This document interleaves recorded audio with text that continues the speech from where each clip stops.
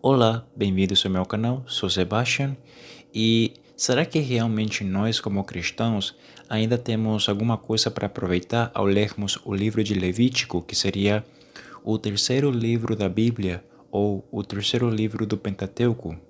É o que vamos ver rapidamente neste vídeo.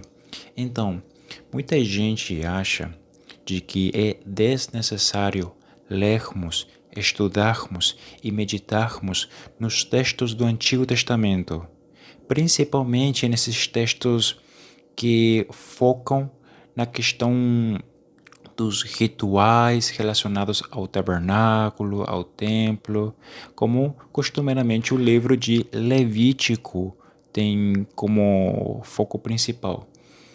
Já que quando nós lemos o livro de Levítico, o livro vai basicamente falar a respeito das ofertas, dos holocaustos, das ofertas de manjares, que seria as ofertas de cereais, ofertas de culpa, ofertas de pecado e assim por diante, tanto focando da parte do adorador quanto na parte do sacerdote que estaria efetuando o sacrifício ou os holocaustos em si.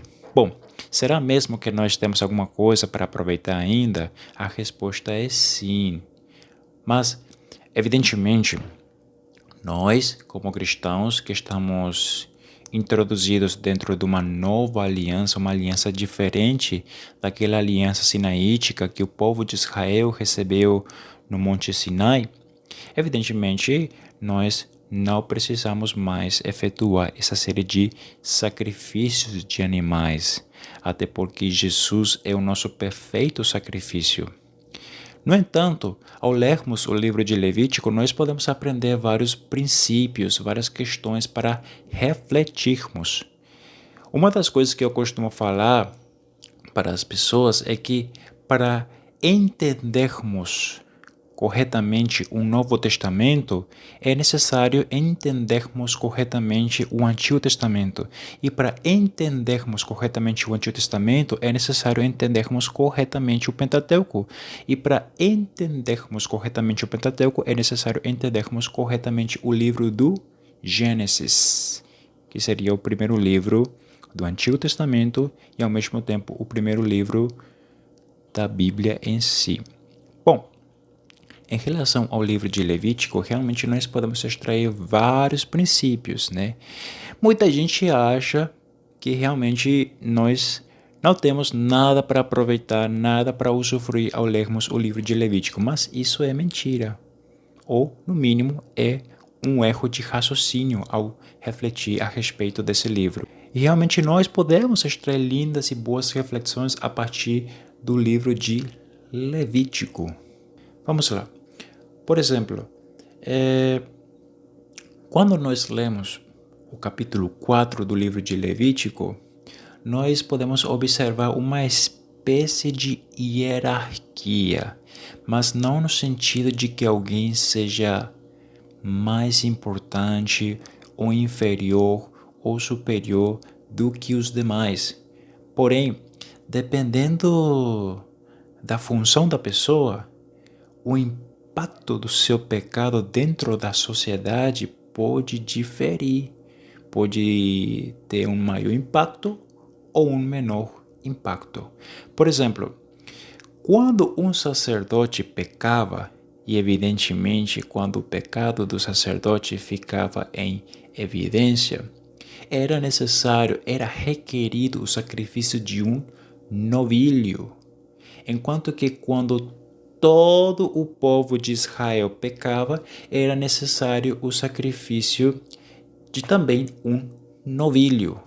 Por outro lado, quando nos deparamos perante o pecado evidenciado por parte de um príncipe, termo traduzido usado pela versão árabe, um líder de uma tribo, já não era necessário o sacrifício de um novilho, porém seria necessário o sacrifício de um bode. Já quando se tratasse do pecado de um só israelita, o sacrifício deveria ser o sacrifício de uma cabra. E caso o israelita fosse um israelita pobre, com poucos recursos, o sacrifício poderia ser através de uma cordeira. Rapidamente recapitulando aqui. Se um sacerdote pecasse, o sacrifício era um novilho. Se todo o povo de Israel pecasse, o sacrifício também era um novilho. Se um príncipe ou o líder de uma tribo pecasse, o sacrifício seria um bode. Se um israelita pecasse, o sacrifício seria uma cabra. E caso fosse um israelita pobre, seria uma cordeira. Note que temos uma regressão em questões de valores em relação a esses animais. Um novilho vale mais do que um bode. Um bode valia mais do que uma cabra. E uma cabra valia mais do que uma cordeira. O que podemos aprender e refletir a partir disso? Que, dependendo da tua função, o pecado que você for desempenhar terá um maior ou um menor impacto na sociedade. E deixo claro isso, que é dentro da sociedade, entre nós, entre as pessoas. Por que é importante deixar claro isso? Porque todo pecado tem como consequência a morte espiritual. O salário do pecado é a morte espiritual. Romanos 6:23 menciona isso de forma bem simplificada. Então, qualquer tipo de pecado gera a morte espiritual, a nossa separação e o nosso afastamento do nosso Criador. No entanto, as consequências terrenas, o impacto terreno aqui na nossa realidade, dentro da nossa sociedade, isso pode variar. Dentro da nossa sociedade, por exemplo, é muito diferente alguém fazer uma mentira do que alguém matar alguém.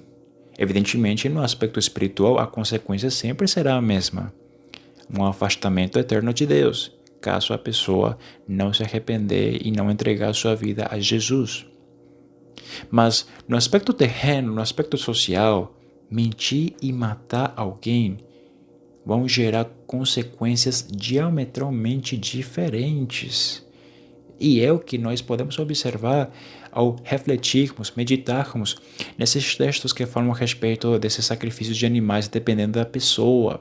Outro ponto interessante que nós podemos pensar, refletir de fato, ao lermos principalmente os dois primeiros casos, caso um sacerdote pecasse, era necessário o sacrifício de um novilho, e caso todo o Israel pecasse, era necessário o sacrifício de um novilho também. Podemos também pensar o seguinte: naquela época, principalmente naquela época, todo o povo de Israel dependia exclusivamente dos ensinos dos levitas, especificamente dos sacerdotes levitas.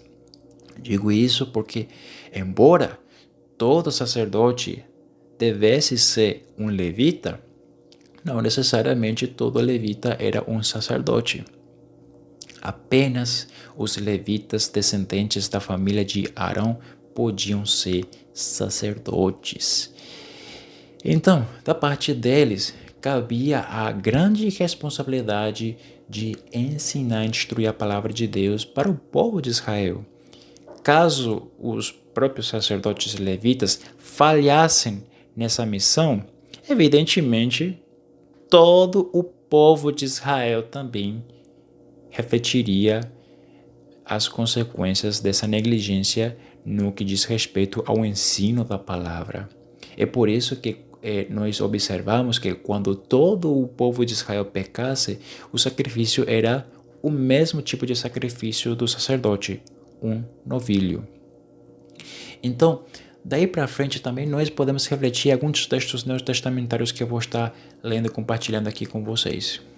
E ele mesmo concedeu uns para apóstolos, outros para profetas, outros para evangelistas e outros para pastores e mestres, com vistas ao aperfeiçoamento dos santos para o desempenho do seu serviço, para a edificação do corpo de Cristo, até que todos cheguemos à unidade da fé e do pleno conhecimento do Filho de Deus, à perfeita varonilidade, à medida da estatura da plenitude de Cristo.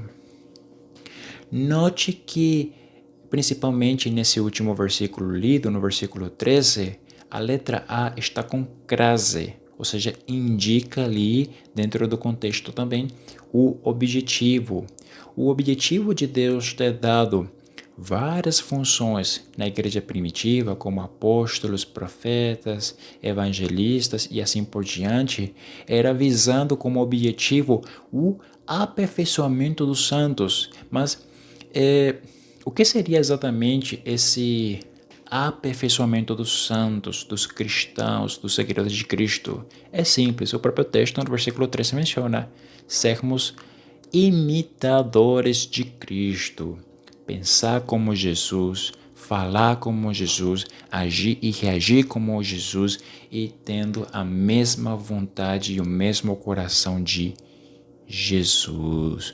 O intuito do ensino da palavra, das pregações, dos ensinos, é visando sermos igual a Jesus. Correto? Então, agora, se aqueles que pregam, que ensinam a palavra, ensinassem de forma errada ou dessem o exemplo negativo, evidentemente isso tem uma grande chance de que seja refletido na Irmandade. É claro que no Novo Testamento, cada cristão tem a responsabilidade de ler a Bíblia, de estudar a Bíblia e de meditar na Palavra de Deus por conta própria, independente de termos um irmão que nos ensine ou não.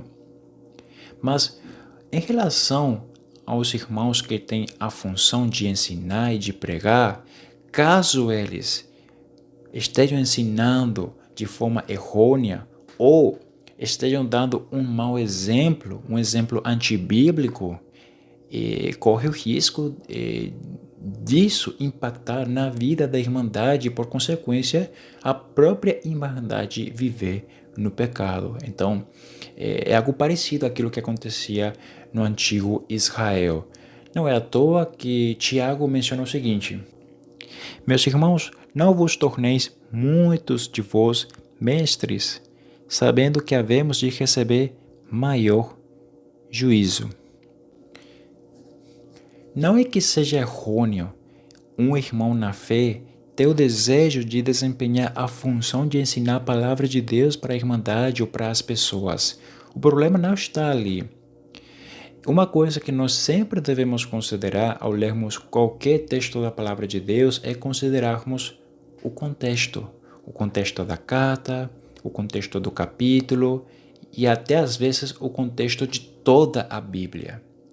No caso aqui, em Tiago capítulo 3, versículo 1, devemos considerar seriamente a carta toda, principalmente os capítulos 3 e 4. Por quê?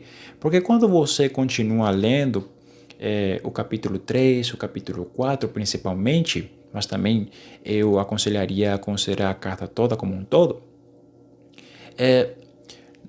você vai notar que ao ler esses capítulos, havia irmãos que, enquanto ao mesmo tempo eram fontes de bênção, eram também fontes de maldição. É linguajar simples e popular. A mesma pessoa que ensinava, ou pelo menos havia irmãos que ensinavam, mas ao mesmo tempo estavam pecando, ou no mínimo dando um mau exemplo.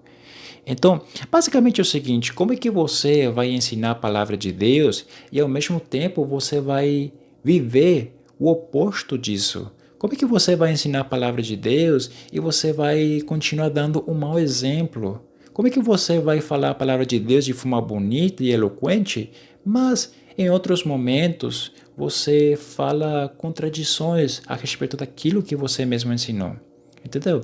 Então é um conjunto de coisas, na realidade.